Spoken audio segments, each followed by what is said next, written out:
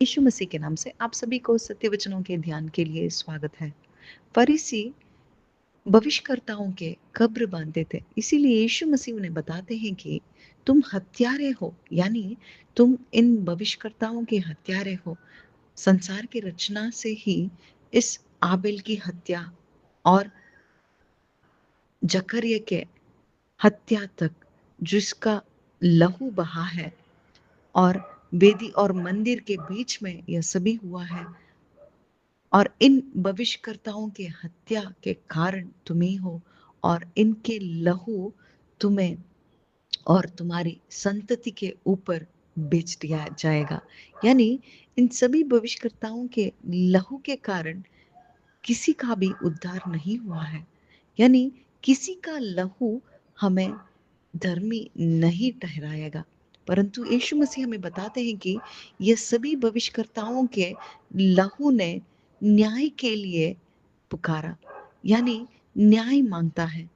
इन्हें क्षमा न करो, यानी हमें न्याय दो, ऐसा विचार यीशु मसीह हमें बताते हैं। परंतु यीशु मसीह के लहू के कारण ही हम सभी धर्मी बन चुके हैं, क्योंकि नियम पालन के बिना धर्मी बनने के लिए यीशु मसीह ही इस संसार में आए हैं, और इसका प्रकटना यानी हम सभी धर्मी यीशु मसीह के इस लहू पर विश्वास रखने के कारण ही पिता के द्वारा हम धर्मी बन चुके हैं। यानी यीशु मसीह के लहू के कारण ही हम छुटकारा पा चुके हैं, क्योंकि यीशु मसीह का लहू हमें धर्मी बनाता है।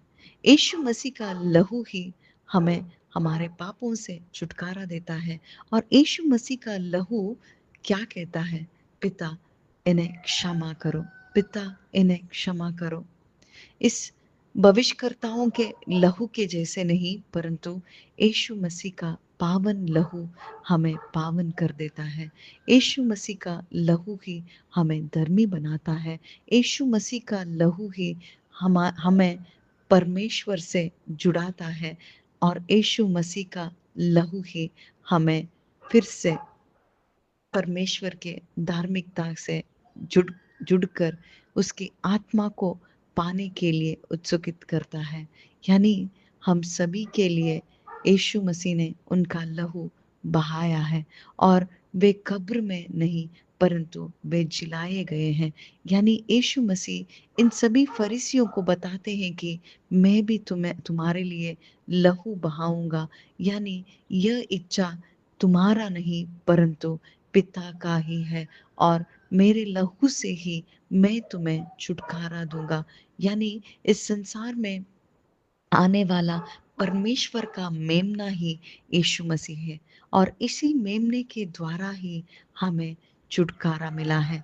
हमारे पाप परिहार हुए हैं, हमारे पाप धो दिए गए हैं, और आज हम धर्मी बन चुके हैं विश्वास के द्वारा, उनके अनुग्रह के कारण। आमेन।